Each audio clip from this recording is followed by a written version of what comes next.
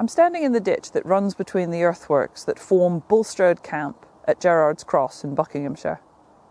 At just over 6 hectares, it's one of the largest hill forts in the area, but unlike most of our Chiltern hill forts, it's not dug out of the chalk, but rather out of the gravels that would have been the upper terraces of the Thames Valley. Not all hill forts were built on hills, and in fact, in the Chilterns, we have a range of hill forts that we call plateau forts, simply because they aren't on hills. But the sites for the construction of these types of hill forts would have had other drivers, something of significance in the landscape.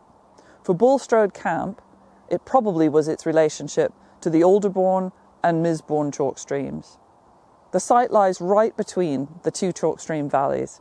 The Alderbourne barely exists now, except for periods of peak flood. When the old course of the Alderbourne does flood, it creates a really marshy, swampy floodland. And that probably is why this hill fort is here. In fact, Bulstrode actually means the fort by the marsh. We don't know exactly why, but it seems that in prehistory, people were really drawn to contrasts between high and low, wet and dry, boggy and solid ground. So that what we call a liminal space between the marshy Alderbourne and the solidity of this hill fort must have meant something at the time, and possibly explains why they chose this ground for Bulstrode Camp. Of course, another reason they may have chose this site is because of its earlier significance, and there's some suggestion of Neolithic activity within what is now the hill fort. Hill forts in the Chilterns were constructed over a long period of time, from about 1050 BC right the way through to about 200 BC. We don't have a good date for Bulstrode Camp, but based on its size and a few scraps of pottery found in 1925, we think it was probably in the Iron Age, maybe around 600, 500 BC. The banks were constructed by digging this ditch and putting the arisings up to the side to create the banks. It's really clear on the ground here, they're very well preserved, but it's exceptionally clear in the LiDAR survey that was flown by the Beacons of the Past project.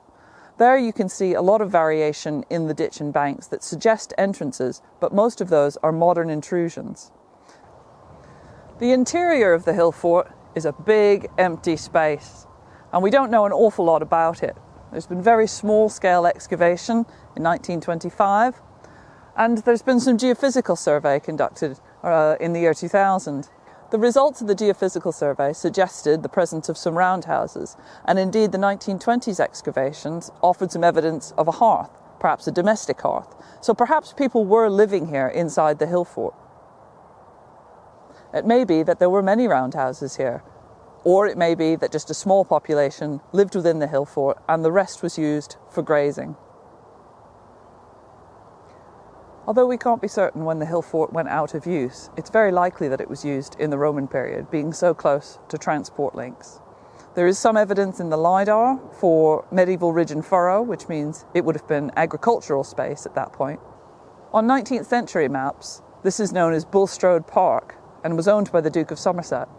It's now a public park and very popular with dog walkers. If you'd like to learn more about Bulstrode Camp or any of the Chiltern hill forts, and more about the chalk streams like the Alderbourne and the Misbourne, visit the Chilterns Conservation Board webpage.